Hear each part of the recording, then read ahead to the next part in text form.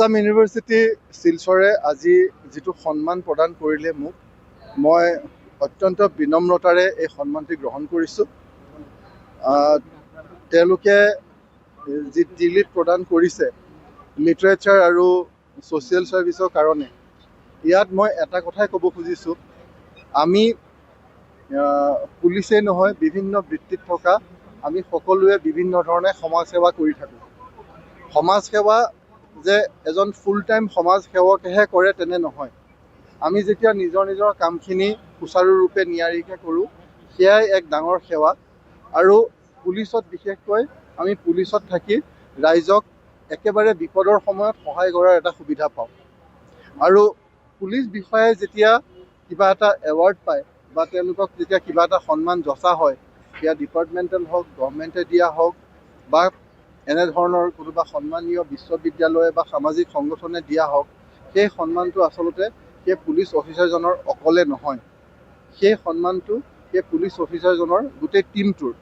কাৰণ আমি পুলিচত কোনেও অকলে কাম নকৰোঁ, অকলে কাম কৰিব কোনেও নোৱাৰে। কোনো পুলিচ অফিচাৰ ছুপাৰমেন নহয়, ছুপাৰ হিৰো নহয়। আমি টীম হিচাপে কাম কৰোঁ, আৰু আটাইতকৈ ডাঙৰ কথা, টীমটোৱে আমি ৰাইজৰ সহায় সহযোগিতা, ৰাইজৰ পৰামৰ্শ লৈ কাম কৰোঁ।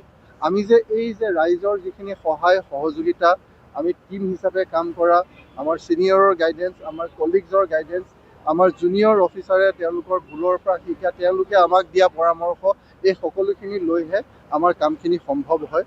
গতিকে আজি এই যি সন্মান, মই আমাৰ এই সকলোৰে হৈ গ্ৰহণ কৰিছোঁ। আৰু ছাত্ৰ ছাত্ৰীসকলক কৈছোঁ যে আমি ডিগ্ৰী লাগিব, আমি পঢ়া শুনাত ভাল হ'ব লাগিব, আমি চাকৰি কৰিব লাগিব, ভাল চাকৰি কৰিব লাগিব, কিন্তু লগতে আমাৰ সেৱাৰ মনোভাৱটো থাকিব লাগিব, যিটো আমাক ভগৱান শ্ৰীকৃষ্ণই গীতাত অৰ্জুনক কৈছিল। গতিকে সেই যেতিয়া সেৱাৰ মনোভাৱেৰে আমি কামখিনি কৰিম, তেতিয়া আমাৰ সকলোৰে ভাল হ'ব, নিজৰ ভাল হ'ব, পৰিয়ালৰ ভাল হ'ব, সমাজখনৰ ভাল হ'ব, আৰু তেতিয়া লগে লগে জাতি আৰু দেশখনৰো ভাল হ'ব। মই আসাম ইউনিভাৰ্চিটি শিলচৰক মোৰ আন্তৰিক কৃতজ্ঞতা জনাইছোঁ, আমাক এই সন্মান দিয়াৰ কাৰণে, আমাৰ কষ্টখিনিক স্বীকৃতি দিয়াৰ কাৰণে। আপুনি বিচৰা বাতৰি পাব কেৱল নিউজ 18 এপত। নিউজ 18 এপ ডাউনলোড কৰিবলৈ স্কেন কৰক এই QR কোড। গুগল প্লে ষ্টৰতো পাব এই নিউজ 18 এপ।